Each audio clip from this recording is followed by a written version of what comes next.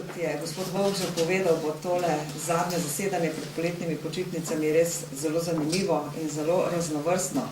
Začela bi pa najprej z dnevom, ki se je že zgodil ta teden in je zelo pomemben za Slovenijo.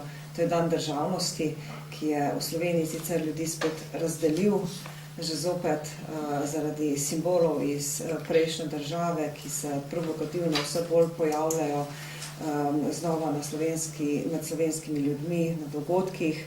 No, v Bruslju se tega lotevamo drugače. Poslanci Evropske ljudske stranke skrbimo za zdaj že tradicionalno slavnostno slovesnost ob dnevu državnosti, kjer se združimo tako, da tam obeležimo stvari, ki nas združujejo, in zato smo zmeraj tudi zelo veseli, da se nam pridružijo tudi slovenski poslanci iz ostalih političnih skupin.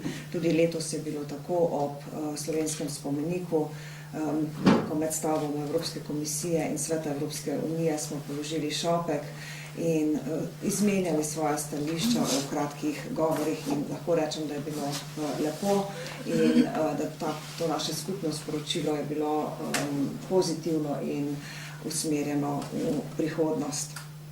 Sicer pa nas je včeraj razveselila vest, ki jo je tudi gospod Vovk že omenil, to je, da so se vse tri evropske inštitucije, torej Evropska komisija, Evropski parlament in Svet Evropske unije uspela dogovoriti o večletnem finančnem proračunu 2014-2020. Mislim, da je dobro, da je dogovor dosežen, ker pomeni neko stabilnost za izvajanje projektov do leta 2020.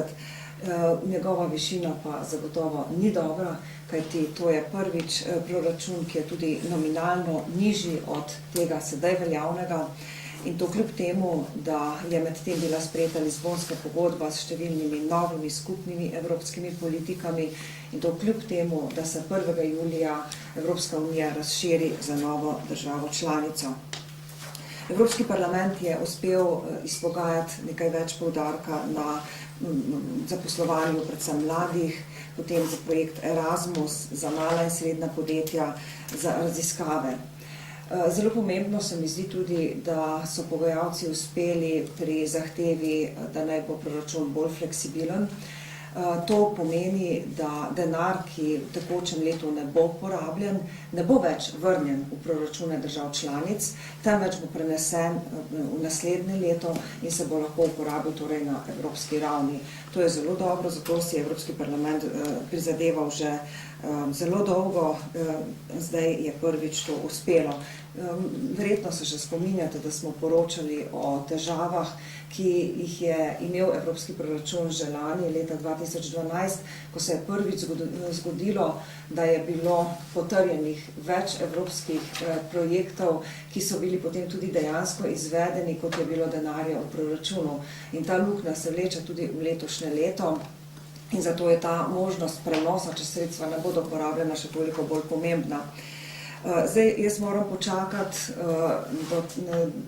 do naslednjega tedna, da vidim, kaj bodo o rezultatu pogajanj poročali pogajalci Evropskega parlamenta, kajti ta teden je gospod Lamassoure iz naše politične skupine dejal, da ne bomo sprejeli večletnega finančnega proračuna, dokler ne bomo dobili zaveze, da bo luknja iz leta 2013 odpravljena, torej da bomo dobili zadostna sredstva, da financiramo vse projekte, ki so bili že odobreni. O tem nisem žal nič zasledila, niti v poročilih, ki smo jih poslanci dobili, niti v medijskih sporočilih, tako da me zelo skrbi, kaj bo s tem denarjem. Sicer pa mislim, da bo verjetno kje prihajalo tudi do težav pri izvajanju evropskih politik, tudi zaradi premalo denarja, in upam, da se takrat ne boste ozrli samo v politike, ki delujemo na evropskem nivoju, ampak tudi na nacionalne politike in jih vprašali, zakaj so pri tem varčevali. Sama sem sodelovala v trialogu za program LIFE. To je program, ki financira projekte z področja nature, ohranjanja biodiverzitete, prednostnih živalskih rastlinskih vrst in z naslednjim letom prvič tudi področje podnebnih sprememb. Ta program je posebej pomemben za Slovenijo, zato ker daje prednost tistim državam, ki imajo velik del področja pokritega z Naturo 2000. Tudi mi smo v tem tednu vsebinska pogajanja, torej ne glede višine proračuna, ampak vsebinsko, kako naj se program izvaja, končali, in lahko rečem, da sem sama zelo zadovoljna, kajti uspelo nam je v program spraviti nekaj stvari, ki so za Slovenijo izredno pomembne, pa jih prej ni bilo. Ena takih zelo pomembnih stvari so nacionalne alokacije, ki jih je Evropska komisija v novem programu ukinila. Te nacionalne alokacije pomenijo, da Evropska komisija mora zračunati, koliko denarja bi posamezni državi članici naj pripadalo, in pri tem mora upoštevati njeno pokritost s področjem Natura 2000. In države, seveda, ki imajo večji delež tega področja, imajo določeno prednost pri podeljevanju projektov. To, kot sem rekla, je bilo ukinjeno, zdaj smo spogajali, da bo vse v prvem, torej 4-letnem obdobju znova v programu, smo pa zaradi tega, ker v zadnjih 3 letih se pa ukine, dodali neka dodatna sredstva, ki bodo pa namenjena tehnični pomoči državam, ki slabše črpajo ta denar iz tega programa, in medno sodi tudi, na žalost, Slovenija. Druga tema, ki se želim dotakniti, je področje podnebnih sprememb in trgovanje z ogljikom. Čez 40% emisij v Evropski uniji se znižuje preko tržnega mehanizma, Emission Trading System, ETS sistem na kratko, in veste, da do leta 2020 bomo emisije znižali tako, kot se je politika tudi zastavila za cilj. Problem pa je, da je gospodarstvo v zelo težkem položaju in da so vrednosti teh dovolilnic so padle. Ker seveda, če je gospodarstvo v težjem položaju, tudi ne more plačati tako visoke cene. Zdaj, gospodarstvo, ki dobiva subvencije iz teh virov, je uspelo zlobirati, da je Evropska komisija pripravila nek predlog, po katerem bo umetno zvišala cene dovolilnic, in Evropski parlament je to preprečil. Pred 2-3 meseci smo glasovali o tem, zdaj se ponovno vrača ta vsebina na plenarno zasedanje, in jaz upam, da bomo to stvar zavrnili.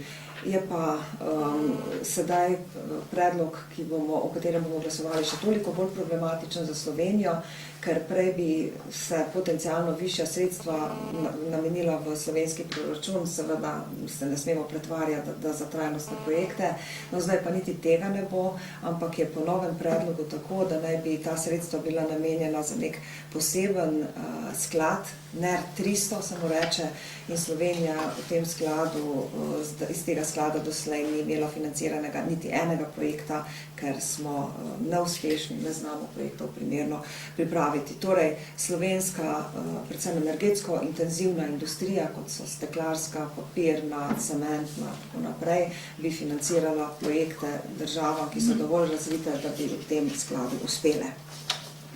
Na področju voda bomo verjetno potrdili predlog, ki predvideva vključitev spremljanja in pa tudi reguliranja nekih novih substanc. Pričakujemo, da se bo kvaliteta evropskih voda na ta način zboljšala, je pa to precej tehničen zakonodajni predlog. Obravnavali bomo tudi poročilo o davku v finančnih transakcijah. Tu moram kar pogumno povedati, da je moje osebno mnenje drugačno, kot je mnenje večine parlamenta. Jaz sem proti temu davku. Na začetku smo govorili, da naj bi bil to davek, ki bi bil uveden na globalni ravni, to se mi zdi v redu, no potem so se ambicije zmanjšale, je bilo rečeno, da bi naj bil to davek, ki bi ga uvedli na evropski ravni, spet ni bilo mogoče, so se ambicije zmanjšale, so dejali, naj bo to davek, ki ga bi uvedli na evroobmočju, spet ni bilo mogoče, in zdaj se predlaga, da naj bi bil to davek, ki bi bil uveden v 11 državah članicah evroobmočja, torej niti ne vseh, ki imajo evro. Jaz mislim, da to ni dobro, da včasih, ko je gospodarstvo res v tako težkem položaju, ni dobro, da uvajamo tovrstne nove davke. Je pa konec koncev se izkazalo pred kratkim v Sloveniji, kaj to pomeni, kajti uvedli smo davek na finančne storitve in pozor, to še ni davek na finančne transakcije. In kaj se je zgodilo? Nič večje varnosti nimamo, samo komitenti, banke so te obremenitve prenesle neposredno na komitente. Še Grčija, čisto na kratko. Javna tajna je, da je ta televizijska hiša, radiotelevizijska hiša v Grčiji prevelika, da dejansko ljudje so dobivali službe na sporen način preko političnih vez, da to se da tudi prebrati v njihovih sporočilih za javnost, da se nekateri niti niso pokazali na delovnih mestih in da zato tudi kvaliteta izredno slaba, da imajo nizko gledanost. Seveda pa jaz tudi mislim, da je njihova pravica, da so obveščeni in da imajo pravico do neke neodvisne, javne, dobre, strokovne medijske hiše in da imajo tudi pravico in dolžnost, vlada ima dolžnost, da postopke spelje v skladu z njihovim zakonodajnim redom. To očitno ni bilo narejeno. Tako da imam pač neko dvojno mnenje. Po eni strani je to ukrep, ki je verjetno potreben, po drugi strani pa bi moral biti korektno izpeljan s strani vlade. Ni Evropska unija naložila Grčiji, naj ukine to hišo. Evropska unija oziroma trojka je dejala, da ima Grčija preveliko javno upravo in da mora postati ta javna uprava bolj učinkovita. In ko bomo v Sloveniji ocenjevali te ukrepe, se moramo zavedati, da tudi slovenski delavci, tudi Slovenija financira Grčijo in se moramo seveda vprašati, ali smo pripravljeni se Slovenci odreči, da nam Grki vrnejo denar, ki smo jim ga posodili, zato ker oni ne bodo opravili nekih reform, ki bi jih morali storiti, naši delavci pa bodo občutili reforme, kajti jaz verjamem in vem, da Slovenija jih mora opraviti.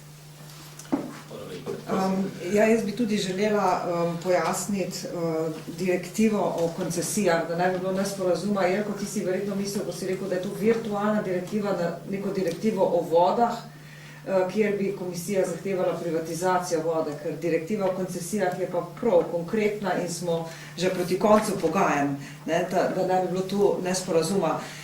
Je pa moje mnenje o umiku vode iz te direktive napačna odločitev Evropske komisije in na tem mestu iskreno čestitam monopolistom, predvsem so to močni monopolisti v Nemčiji, ker jim je uspelo izvesti tak pritisk, da je zdaj to umaknjeno iz direktive.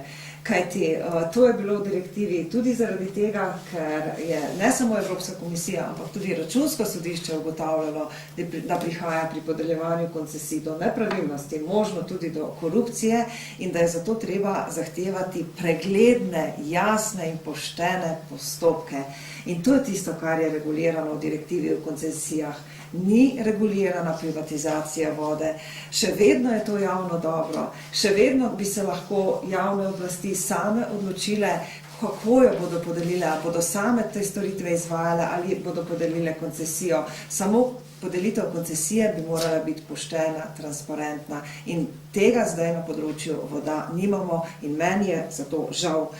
Druga novica, še pa, ki sem jo prej pozabila povedati in je zelo dobra, s 1. julijem začnejo veljati spet nove, nižje cene za gostovanje v mobilni telefoniji, za prenos podatkov celo preprečno 37% nižje, za klice in pošiljanje SMS-ov preko 11% nižje cene in kar je za Slovenijo še posebej pomembno je, da s 1. julijem bo to veljalo tudi za Hrvaško.